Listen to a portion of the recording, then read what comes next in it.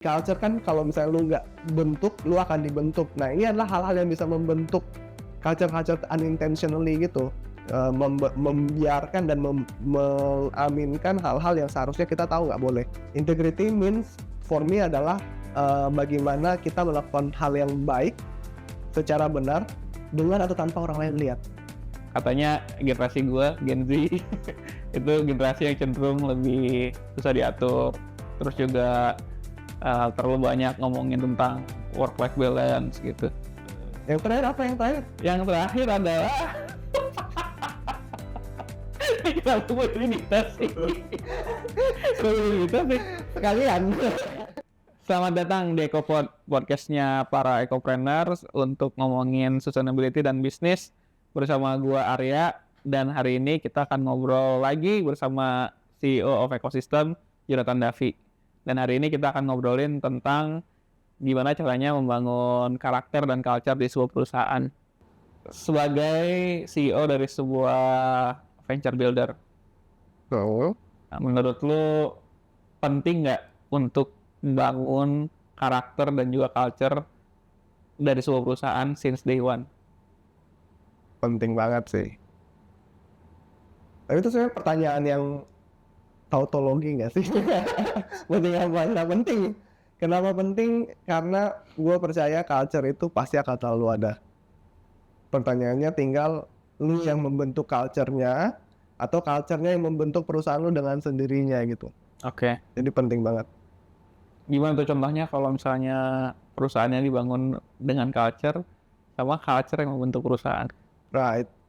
Ini culture yang membentuk perusahaan biasanya unintentional ya. Jadi yang membedakan adalah design berarti dengan intensif versus unintentional.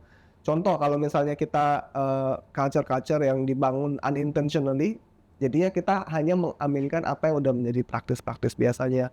Kalau misalnya mau datang suka-suka, mau kerja dengan standar yang suka-suka, ya kalau misalnya itu kita tidak ada culture yang dibentuk dan juga guiding behavior tersebut, ya orang akan menormalkan itu dan itu akan menjadi budaya di perusahaan gitu.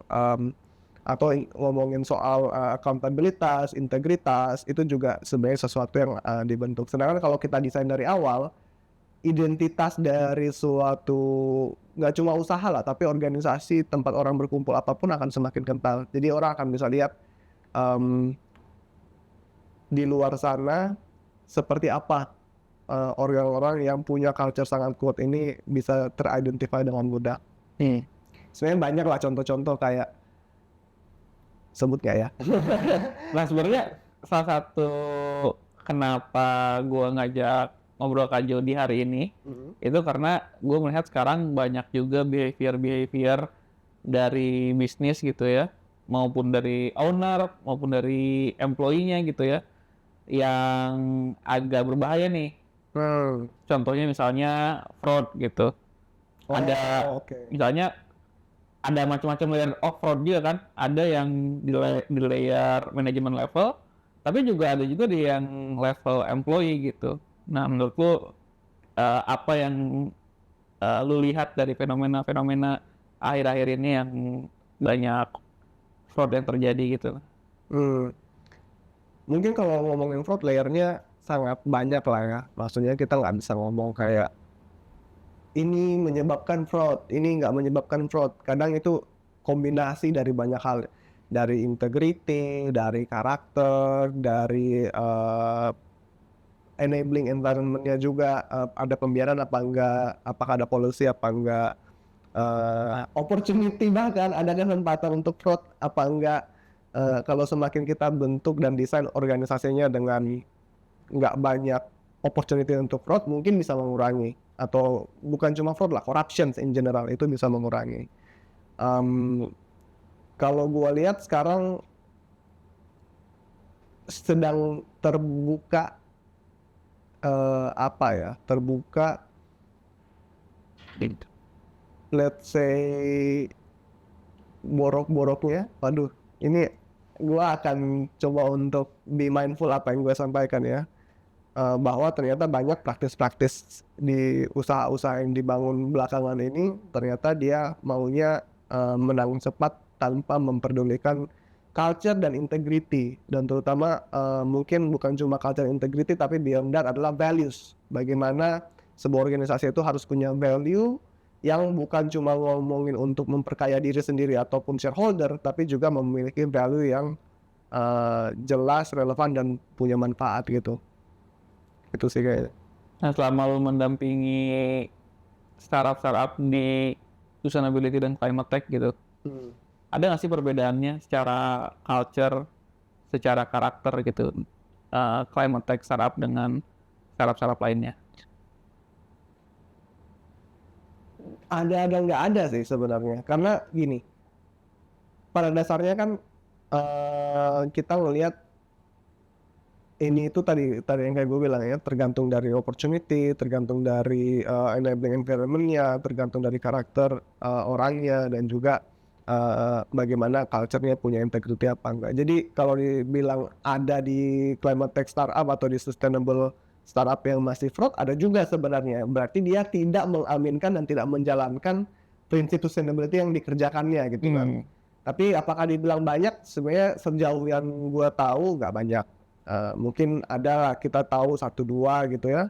Tapi overall as an industry aku pikir ini mungkin karena memang dari awal niatnya adalah untuk berbuat baik. Ini juga bukan cuma buat punya McLaren lebih banyak dan lebih cepat gitu ya. Jadi cenderung bisa dipertanggungjawabkan dibanding dengan yang misalnya purely untuk take profit misalnya. Oke. Lu boleh kasih contoh nggak case-case yang pernah dihadapi sama lu sebagai CEO of Venture Builder gitu ya? Ada nggak case yang dimana startupnya ini terpengaruh atau justru tidak mengamini gitu ya sifat-sifat yang harusnya ada di climate tech startup atau sustainability startup? Ada sih beberapa, mungkin nggak bisa gue ceritakan terlalu banyak atau terlalu lengkap ya, tapi misalnya case-case kayak ada, gue tahu beberapa perusahaan dulu harus layoff orang gara-gara dia orang-orang yang di layoff ini memasukkan transaksi misalnya. Ada, jadi kita coba untuk help them catch them early supaya perusahaannya nggak ikutin tren negatif yang sekarang sedang terjadi gitu. Ada yang dia tidak sadar berandil untuk ikutan fraudulent behavior. Jadi sebenarnya dia bekerja dengan beberapa tipe pembiayaan. Salah satu tipe pembiayaannya ini orangnya bilang bahwa nggak apa-apa yang kemarin itu karena nggak perform, gue tutupin pakai modal ini lagi, tapi lu bilangnya perform ya, terus ya uang lu dari lu buat lu juga, ya terserah lu sih sebenarnya. Tapi kita waktu dengar itu kita bilang jangan, nggak boleh, karena kalau lu partisipasi di sini, walaupun itu bukan decision kalian dan bukan juga uang-uang kalian yang di ini, tapi akan menormalkan. Tadi culture kan kalau misalnya lu nggak bentuk, lu akan dibentuk. Nah ini adalah hal-hal yang bisa membentuk culture unintentionally gitu, membiarkan dan mengaminkan hal-hal yang seharusnya kita tahu nggak boleh. Walaupun kita sebenarnya bukan pihak yang paling terekspos resikonya. Itu ada juga. Ada yang bahkan individually di posisi yang cukup tinggi dia pushing for bad deals ternyata karena dia dapat komisi di sana. Jadi ada aja sebenarnya kita lihat, cuma kalau terutama di teman-teman ekosistem dan di dalam our big family of companies, kita coba untuk semua hal-hal ini kita bangun sama-sama supaya culture-nya, integrity-nya, dan values-nya ini align ya apa kita mau bangun. Oke. Nah sekarang mungkin gue mau diskusi sedikit gitu ya, sebagai venture builder, otomatis lu punya kepemilikan saham juga gitu ya di beberapa portofolio. Betul. Nah terus sebenarnya in general seberapa besar sih peran shareholder dalam membentuk karakter di sebuah portofolio lu gitu, maupun dalam mencegah hal-hal yang tidak diinginkan terjadi gitu. Soalnya gue lihat kayak beberapa startup justru investornya baru tahu setelah kacau gitu. Telat gitu. Jadi telat sadar, jadi mau beraksi juga ya udah nggak bisa ngapa-ngapain gitu. Nah sebenarnya Kalau kita lihat kan sebenarnya gini, sustainability adalah ngomongin dua hal sebenarnya. Ada hygiene factor, namanya ESG, Environmental, Social, and Governance Principles. Ada namanya positive screening, triple bottom line. Jadi dia bottom line-nya harus contribute ke stakeholders, bukan cuma shareholders. Artinya dia berkontribusi ke ekonomi, environment, dan social issues, social fabric issues. Nah, bedanya ini apa sih? Satu ini dia eksternal sebenarnya. Jadi dia bagaimana dia punya kontribusi aktif terhadap isu. Satu ini hygiene factor, kita bilangnya kalau biasanya di restoran rasanya enak itu positive contribution. Tapi kalau dia kotor, berarti ini nggak layak jadi restoran. Nah sama di bisnis sustainability juga hygiene factor. Kalau dia ESG-nya nggak ada, bukan sustainability bisnis aja lah. Semua bisnis kalau hygiene factor-nya nggak ada, berarti dia nggak layak jadi bisnis. Ya, kita di situ dulu. Nah kadang kita lihat governance ini orang suka lupa, terutama kalau dia di fase awal, early stages, baru mulai, baru 100 orang, baru 200 orang, karena governance ini suka lupa. Dan sebenarnya bagi gua, shareholder ini harusnya yang membantu di awal-awal untuk membangun governance yang tepat. Oke.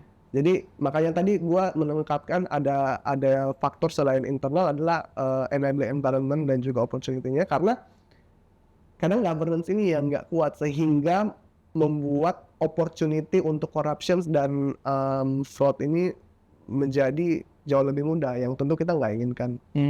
Nah, peran shareholder itu di sana. Kenapa dia bisa telah tahu? Biasanya karena kurang terlibat Oke. di dalam governance-nya. Either terlalu percaya mungkin, atau either tadi mungkin ada signal-signal tapi karena tidak didesain dan tidak diperkuat dari awal, jadi dibiarkan dan akhirnya pembiaran ini menjadi festering, jadi borok yang begitu disadarin ternyata udah terlambat gitu, udah harus amputasi perusahaannya. Terus yang terakhir juga tadi terkait dengan keterlibatan untuk proaktif dan keterlibatan informasi adalah sebenarnya juga verifikasi. Jadi kalau di ekosistem kita ada sistem trust but verified. Maksudnya trust but verified apa? Kita waktu masuk tentu kita tahu dan kita percaya founder-founder kita ini orang baik. Mereka punya karakter, mereka punya integritas. That's why kita mau kerja sama mereka, kerja bareng mereka untuk bangun perusahaan-perusahaan ini. Tapi kita juga ada sistem untuk verify laporan bukunya benar nggak.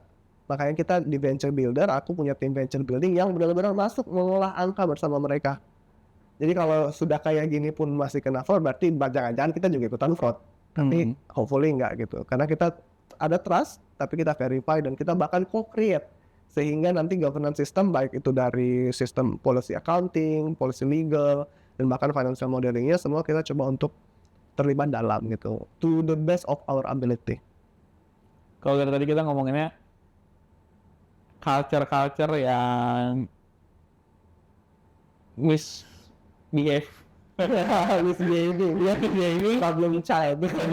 Nah kalau sekarang ada nggak sih contoh-contoh yang justru culture-nya menyelamatkan perusahaan itu sendiri gitu, atau misalnya positif culture yang bikin sebuah startup growth dengan baik gitu ya? Banyak sih sebenarnya, banyak. Justru kalau kita lihat di beberapa buku-buku traditional management and businesses, sebenarnya yang menjadi salah satu capital paling besar kan human capital. Dan human capital ini hanya bisa diorganize kalau ada culture yang menjadi kompas untuk semua orang move ke same direction. Jadi kalau misalnya dia punya orang-orang brilian, tapi mereka semua brilliant assholes gitu ya, yang bergerak sendiri-sendiri, company-nya juga nggak akan maju. Tapi once mereka punya guiding principle, unifying kompas yang bisa bilang orang-orang ini mau dia brilian, mau dia mediocre, tapi semua mereka moving in the same direction, company-nya akan maju. Contoh, integrity. Integrity means for me adalah bagaimana kita melakukan hal yang baik secara benar dengan atau tanpa orang lain lihat. Oke. Imagine all of your company itu punya integritas. Dia melakukan sesuatu yang baik dengan benar, dengan atau tanpa semua orang melihat. lu bisa sewa kantor nggak usah gede-gede.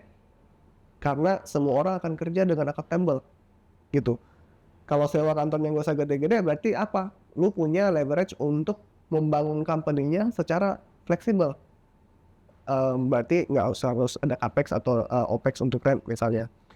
Lu bisa ambil talent-talent terbaik dari seluruh penjuru dunia dengan harga yang cocok untuk perusahaan lu. And that give you leverage untuk tumbuh secara masif. Baik itu perusahaan Indonesia atau perusahaan luar. Aku lihat ini belajar ini sebenarnya dari perusahaan luar. Ada namanya satu perusahaan yang aku pakai toolsnya namanya Todoist. Mereka pakai kayak gitu. Kenapa? Karena mereka bangun culture of integrity tadi. Sehingga dia bisa kerja mau orangnya di US, di South Africa, di Europe, dimanapun, di Thailand, di Vietnam, di Indonesia, terserah. Mau time zone-nya beda-beda terserah. Tapi mereka bisa continue roll out. ARR sekarang mereka hampir 100 juta USD. Jadi Interesting. very real dampak dari culture-nya. Di perusahaan lokal yang kita manage juga ada nggak culture? Ada aja. Contoh, di awal-awal kita tuh kemampuan untuk retain talent dari compensation benefit segede apa sih? Nggak gede. Orang perusahaan baru mulai gitu. Tapi kita bisa attract top talent yourself gitu, dan teman-teman dari tempat lain nggak usah. Dari kampus-kampus top, bukan cuma kampus nasional, bahkan kampus top global kampus juga banyak yang masuk sini. Kenapa? Karena kita punya culture yang orang-orang kadang cari gitu, dan membangun loyalitas terhadap, bukan terhadap gua sebagai founder atau terhadap Pandu sebagai founder or whoever, tapi to the mission yang kita mau bangun gitu. Apalagi kalau misalnya kita lihat sekarang, kalau angkatan gua ke bawah, Gen Z nggak cuma cari kerjaan tapi juga yang fulfilling mission pribadi gitu ya. Ya. Jadi semakin banyak lah tuntutan terhadap pekerjaan ini. Oke. Nah mungkin gua mau nanya, tadi kan kalau misalnya bangun culture dan karakter di sebuah perusahaan Sis Dewan udah pasti penting lah ya gitu. Nah sekarang kalau ekosistem sendiri kan kita invest dan kita kasih working capital gitu kan ya ke perusahaan-perusahaan yang jadi portofolio kita. Nah ada nggak sih kayak red flag atau green flag yang harus, atau kalau green flag yang harus dipunyai, atau misalnya red flag yang kalau misalnya lu ketemu startup dengan culture kayak gini, kayaknya lu pribadi gitu ya sebagai CEO dari ekosistem merasa bahwa kayaknya belum cocok nih buat kerja sama ekosistem gitu. Ada nggak sih red flag kayak gitu? Atau misalnya kayak lu nemu ada satu sifat yang kayak, wah ini green flag banget, gua harus banget dikerja sama ini gitu. Nah, sebenarnya kita kalau mau ngomongin red flag, green flag belum bisa terlalu dalam ya, karena yang kita temuin baru berapa, 300-an founder, belum banyak, menurut gue itu belum banyak gitu. Belum cukup banyak untuk bisa cari pattern. So far, gue nggak pengen bilang itu satu-satunya ya, jadi banyak, tapi vibes matters loh. Gut feeling lu untuk lihat ini orang ini genuine nggak ya mengerjakan sesuatu, ini orang ini dia all out nggak ya mengerjakan apa yang mereka kerjakan, dan dia benar-benar konsisten nggak ya, bahwa kan kita ketemu nggak cuma sekali ketemu terus never again gitu kan. Biasanya industri ini kecil dan kita ketemu terus-terusan. Ada yang kita ketemu dari 2021, kita ketemu di 2022, 2023, 2024, 2025 masih berpendar di industri itu, dan kita masih berhubungan baik walaupun bukan portofolio kita. Tapi dia pernah ikut program dan kita selalu ajak. Jadi karakter itu bisa kita nilai over time, nggak kayak speed dating sekali ketemu langsung cocok, langsung nikah gitu, nggak biasanya nggak kayak gitu. Jadi green flag yang kita lihat biasanya satu tadi adalah konsistensi. Nomor dua adalah vibes. Ini mungkin terkesan sangat ambigu ya, tapi it's not just the feel, tapi juga lebih ke arah kayak can we see kita share similar values gitu. Kalau misalnya dia jualannya adalah super aggressive growth 5,000% in 3 years. Dan dia sangat menunjukkan bahwa itu adalah the only North Star metrics yang dia mau push.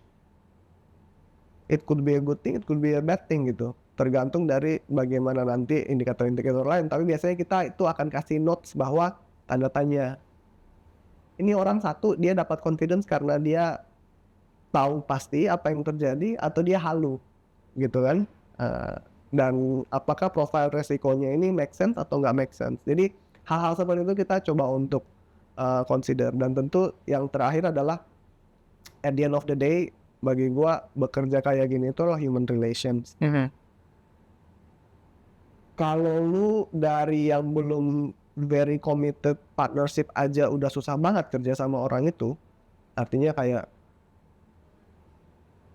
tidak didengarkan sama sekali, tidak diindahkan apa yang dijadikan masukan yang mungkin masukannya sangat bagus gitu ya. Dan ini gue bukan ngomongin strategi. Kalau strategi orang bisa beda pendapat dan semakin diverse semakin bagus. Tapi ini ngomongin kayak fundamental governance gitu, nggak diindahkan. Wah itu udahlah berat. Jadi bagaimana lu juga melihat beyond the company, beyond the technology, beyond the innovations adalah ada orang-orangnya di sana. Oke. Nah soalnya juga berhubungan sih. Kayak gue lihat sekarang banyak banget, atau mungkin bukan banyak banget ya, tapi ada sebuah persepsi bahwa startup tuh harus kenceng, harus growth-nya kenceng gitu. Sedangkan menurut gue untuk bangun culture dan juga bangun karakter itu sesuatu yang bukan lu ambil dari kulkas terus lu minum, lu jadi punya karakter itu gitu, dan harus dibangun secara lama gitu. Nah ini menurut lu gimana? Apa sih sebenarnya gimana cara menyeimbangkannya gitu ya? Punya face tapi juga bisa bangun karakter secara jangka panjang gitu. Terus mungkin yang kedua pertanyaannya lebih ke oke, kalau misalnya karakter dan culture ini dibangun dengan cara yang harus bertahap dan juga ada waktu untuk membutuhkan itu terbentuk gitu ya. Benefitnya apa setelah ini terbentuk gitu? Ini sebenarnya bagus banget. Gue benar-benar mikir. Biar nggak jauh-jauh kita belajar dari apa yang kita terapkan sendiri lah di ekosistem. Gue tuh karena gue juga sama kayak lu lah. Kita kerja in an industry yang masih punya banyak opportunity dan potensial. Tapi kalau pribadi gue kan gue udah bekerja sebelumnya 7-8 years gitu kan, dan sudah nyicipin berbagai macam bentuk organisasi. Ada yang korporasi, ada yang NGO, bikin NGO sendiri, ikut startup, ikut bank dan lain-lain. Jadi gue ada cicip-cicip lah berapa macam ini. Dan biasanya satu hal yang gue nggak suka adalah kalau culture itu jadinya cuma jargon-jargon aja. Dibingkai bagus-bagus, ditulis, ditempel di mana, tapi gue nggak pernah merasakan itu diterapkan gitu. Kayak oke, our culture is, contoh aja nih ya, contoh misalnya our culture is joyful. Tapi orang yang kerja itu nggak joyful sama sekali. Orang itu miserable kerja di situ. How is your culture joyful? It doesn't make any sense, ya kan? Jadi bagi gua cara untuk bisa menerapkan culture itu bukan cuma ditulis. Cara untuk kita membangun culture bukan cuma ditulis, tapi diterapkan. Semakin lu actionnya reinforcing that values, semakin lu akan membuat culture itu menjadi nyata tanpa sacrificing waktu untuk training culture. Harus orang hafal what is our culture, bla bla bla bla bla. Mantap, jaya, nggak perlu. Incentivize apa yang lu mau, disincentivize apa yang lu nggak mau, terapkan secara konsisten. Itu cara bangun culture. Bisa face-to-face nggak? Bisa banget. Dan semakin lama itu diterapkan, apa yang terjadi? Lama-lama, ibaratnya gini, kalau lu membangun sistem yang sesuai yang lu mau, berarti kan semakin lama semakin efisien sistemnya. Betul. Kalau udah semakin efisien, berarti juga company lu makin bagus dong. Karena lu udah nggak spend waktu untuk ngaturin hal-hal yang nggak perlu diatur, karena orang-orang semua udah tahu harusnya kayak gini gitu. Jadi there will be growth potential itu bisa tercipta karena everyone is moving in the same direction. Lu nggak perlu buang waktu untuk salah jalan kamu dek, ke kanan ke kiri misalnya gitu. Itu nomor satu. Terus nomor dua adalah satu hal yang gua pengen tekankan juga, culture nggak usah kebanyakan. Build-nya tuh compounding aja. Jadi kalau di awal mulai 2-3 udah cukup. Nggak usah bikin 11. Ingatnya aja susah, apalagi dihidupin gitu kan. Ya. 2-3 aja. Tapi yang kritikal, yang kalian benar-benar mau. Makanya kita, kalau lu notice, apa culture kita?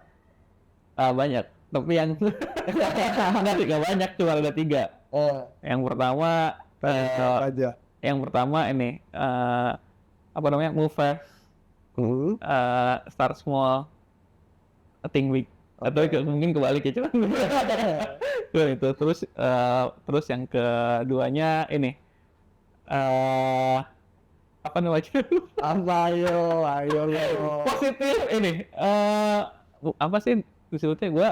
Nah jadi gini, mungkin jargonnya gue nggak apa ya, tapi gue memahami intinya adalah lu boleh punya mindset dan juga punya apa namanya trajectory yang apa sih disebutnya? Definite optimism. Definite optimism. Jadi lu boleh punya mindset yang optimis gitu ya, tapi lu juga harus tahu gimana caranya untuk mendapat ke titik yang lu mau gitu. Yes. Nggak cuman optimism buta gitu, tapi lu juga tahu bahwa titiknya ada di situ. Yes. Ini nggak di brief nih. Tapi hafal kan maksudnya? Bukan hafal, tapi paham. Benar. Yang terakhir apa yang terakhir? Yang terakhir adalah kenapa gue ini tes sih? Sekalian. Yang terakhir adalah take our job seriously. Correct. Benar kan? Correct. Jadi mau apapun pekerjaannya, walaupun podcast juga bukan pekerjaan utama gua, tapi karena ini membantu company secara keseluruhan, jadi gua take it seriously. Aman, bisa aja. Gitu. Tapi berasa ya, maksudnya berapa sering gua ngulang-ngulang ini? Enggak, sebenarnya jarang kan. Tahun sekali lah. tiap AOT. Tapi lu bisa hafal karena itu hal-hal ini kita incentivize untuk lu lakukan sehari-hari sehingga lu punya internalizing dan nggak terlalu banyak. Jadi menurut gua itu sih, gimana caranya lu hopefully pace kita udah lumayan cepat ya. Dengan pace yang cukup cepat tetap bisa bangun culture yang diinginkan. Lagi ramai banget nih, sering banget didebatin gitu. Katanya generasi gua, Gen Z, itu generasi yang cenderung lebih susah diatur. Terus juga terlalu banyak ngomongin tentang work-life balance gitu. Nah, menurut lu gimana tanggapan lu terkait ini? Ya, kalau beda generasi, beda gaya emang benar ya. Karena maksudnya kan kita dibesarkan dan juga berkembang di early career itu dengan kondisi yang sangat berbeda. Zaman walaupun kita nggak beda jauh banget, berasa kayak gue kan di tail end millennials, lu di tail beginning of the Gen Z ya. Jadi sebenarnya bedanya dikit, tapi itu aja udah merasakan perbedaan. Cuma kalau di labelin apakah ini traits yang negatif, menurut gua nggak fair juga buat teman-teman Gen Z, karena apakah ini itu bisa positif atau negatif kan tergantung bagaimana kita designing the environment dan the culture untuk teman-teman dari generasi Zenial ini bisa thrive. Contoh misalnya ngomongin apa tadi misalnya milih-milih kerjaan, dan bagaimana milih-milih kerjaan ini bukan cuma soal apa yang lu suka dan nggak suka, tapi juga apa yang menurut lu meaningful versus non meaningful. Mungkin di zaman gua dan teman-teman milenial kita tipe yang kayak ya udah kalau dikasih apa kita coba do our best di sana, no questions asked gitu. Tapi that's not always the best things to do. Apalagi kalau lu mau develop independent thinking, lu mau develop orang-orang yang bisa berkarya, bisa go extra mile, go value creations. beyond what's expected karena lu harus tahu kompasnya apa gitu. Jadi bagaimana memastikan bahwa hal-hal ini itu bukan jadi penghambat tapi jadi justru faktor-faktor yang mendorong. Ibaratnya kalau misalnya tadi kita mau berlayar nih naik kapal, ya jangan satu orang dayung ke kiri, satu orang dayung ke kanan. Jadinya muter-muter di situ doang. Tapi kalau misalnya ini force yang beda-beda ini kan dayung juga kalau kanan semua juga lu muter-muter. Lu harus punya dayung kanan, lu punya dayung kiri sama. Millennial, Gen Z, Gen X, semua perbedaan perspektif ini penting supaya bisa maju ke depan. Tapi bagaimana kita align supaya jangan muter-muter tadi gara-gara dayungnya nggak sinkron. Nah contoh lagi, menurut gua kadang-kadang Gen Z ini dibilang nggak tangguh, nggak ada militansinya. Tapi menurut gua kadang itu bukan masalah ketangguhan sih, tapi realisme. Karena bahkan gua yang sudah berkarir berarti udah mau 11 tahun, almost ya around lebih. Gua itu ya 11 tahunan. Waktu gua mulai versus sekarang gua kerja itu kondisi ekonomi beda banget men. Waktu gua mulai gua masih bisa dapat nasi pecel 10.000. Kalau sekarang teman-teman 10.000 itu udah hampir nggak ada sama sekali, lu nggak dapat makan apa-apa. Artinya apa? Semakin economic needs-nya itu tinggi, berarti lu harus semakin bisa balancing banyak faktor-faktor di hidup kita gitu, dan bagaimana kita juga bisa memastikan kebutuhan ekonomi tercapai, waktu tetap ada, dan lu bisa punya kesempatan untuk tumbuh. Nah jadi menurut gua karena perbedaan-perbedaan itu, apalagi kalau Gen Z yang belakangan ini generasi angkatan kuliah COVID itu juga terutama itu beda lagi. Lu bahkan nggak punya social connection, social interaction di awal. Ya wajar lah kalau sekarang orang-orang social anxiety nggak suka ditelepon, maunya di chat segala macam kan. Jadi bagaimana kita melihat perbedaan itu, it's a good thing, dan bagaimana kita desain supaya itu bukan jadi negatif barrier, dan jadi kayak benar-benar bisa boosting. Menurut gua gitu sih. Gue juga setuju sih. Menurut gua Gen Z itu tuh sebenarnya yang dibutuhin tuh difasilitasi sih. Kadang-kadang banyak hal yang jadinya kayak kok gini ya itu gara-gara kurang terfasilitasi juga sih. Kayak gimana fasilitasi? Jadi maksud juga kayak misalnya kalau menurut gua Gen Z kan lebih eksploratif ya orangnya. Oke. Nah, tapi justru kadang-kadang nggak dikasih fasilitas untuk eksplorasi gitu. Jadi cuman jalurnya A gitu, dikasihnya A gitu. Padahal kan kalau misalnya kayaknya angkatan gua dan gua bawah kayaknya lebih suka kalau misalnya oke, gua punya tujuan A ke Z, ya caranya lu bisa lewat C, lu bisa lewat D gitu. Iya, jadi lebih butuh banyak freedom lah ya untuk melakukan kerjaan-kerjaan yang apalagi yang creative work gitu ya, atau knowledge worker. Iya sih, gua setuju sih. Padahal di zaman gua sebenarnya itu tipe orang yang katanya rounded leaders. Kalau pernah dengar ada namanya I type of people, jadi dia spesialis aja. Semakin kesini itu nggak cukup. Itu namanya T type of people. Jadi dia punya generalist knowledge, tapi kemudian dia punya spesialisasi. Zaman sekarang lebih banyak lagi dengan era AI dan lain-lain. Lu nggak cukup jadi T, lu butuh jadi M type of people. Jadi lu punya multiple specializations yang diumbrelain oleh satu generalist knowledge di domain tertentu. Itu kan requirement-nya banyak banget men untuk bisa jadi profesional di zaman sekarang, dan untuk bisa ke sana ya lu harus tadi punya kreativitas dan difasilitasi untuk kreativitasnya ini jadi output yang produktif. Dan jangan lupa juga culture dan karakter yang dipunyai Gen Z harus dibarengin sama integrity. Yes. Sesuai pembicaraan kita di awal gitu ya. Yes. Mungkin itu aja sesi ngobrol bersama Jonathan Davi, CEO of Ecosystem, di podcast episode kali ini. Jangan lupa untuk subscribe, like, dan share video ini. Dan juga kalau ada feedback silakan kasih di komen. Oke, thank you. See you guys.